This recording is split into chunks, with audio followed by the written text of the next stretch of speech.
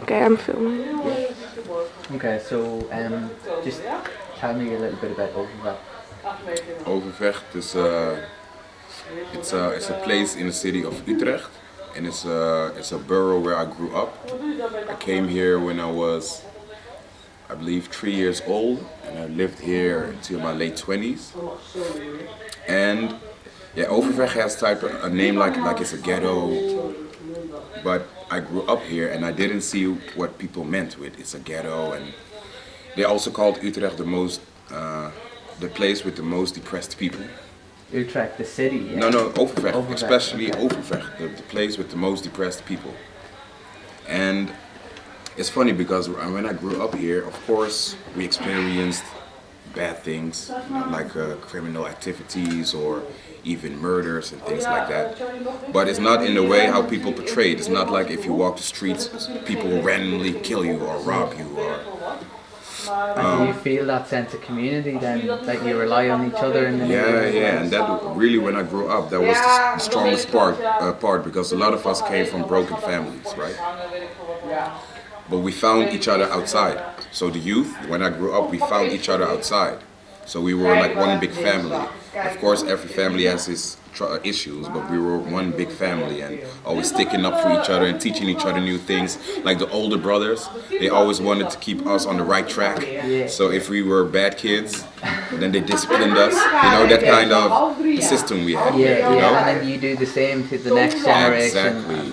And yeah, and these kids are like really bright, but I think the difference, I don't know why they call it a ghetto, but what I do experience is that the kids from like here or Kanala Island, they hardly leave the surroundings. Yeah. You know, so. Do you think that's to income? Do you think that's due to the issue of like class? I think it has to do with income. What about opportunities? Like, you know, is there?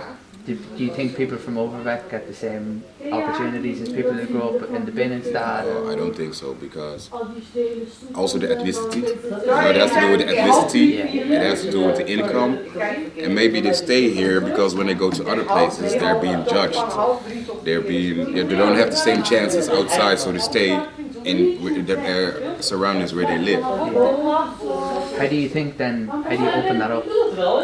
Do you really feel like it's segregated like that? No, I think you open it up by giving the youth hope. Because I'm a kid from here, but I didn't accept the circumstances, and I had a dream. I want to become a rapper, you know, and I followed my dream. No one was really, and in my days, was really coaching me. There were no community centers like there are now, but I came out of the situation because I had a dream, and I didn't accept that I'm from the ghetto. But I think that's the way you should talk to the youth. That's what I try to do with my workshops, you know, give them a dream and make them feel strong from inside, you know, so they can overcome these circumstances. Tell me a little bit about these workshops. Like, what are you doing in this neighborhood here? So I give rap workshops because rap is a very popular form of music with the youth. Yeah, I'm a rapper, so then I give a lot of rap workshops in schools and in this community center. But I do it most to give the kids self-confidence and to let them use their voice, to voice their opinions, you know. Because these kids here, they keep coming every week, you know. If they have to go to school, they will call in sick or they will come in late. But here, they're here every week because they're working on their dream and they really believe they're doing something. You know? So yeah.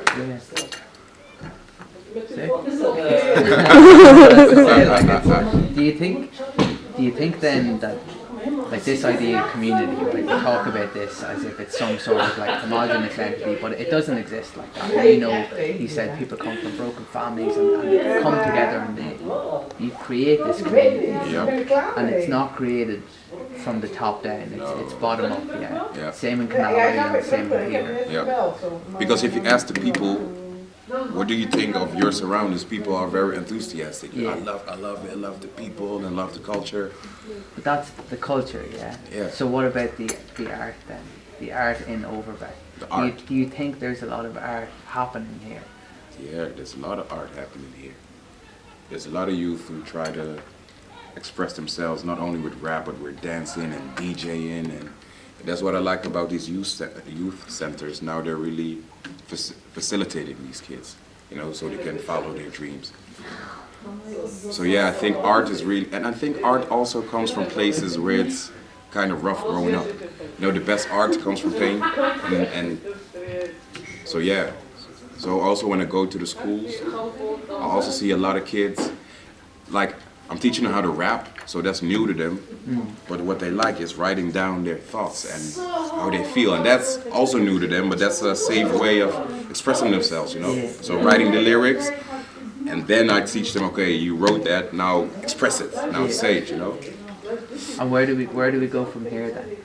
You've been giving rap workshops for 15, 16 years now. Yeah. And is there enough of this stuff happening here? Do we need more community art in Overvecht? Yeah, of course. You know, there are already things happening, but there's never too much things happening for the community, you know. So I know I will continue this for a long time, and I will also hope that the people in Overvecht or the people from the organizations also keep stimulating the youth, because to speak the truth is getting better.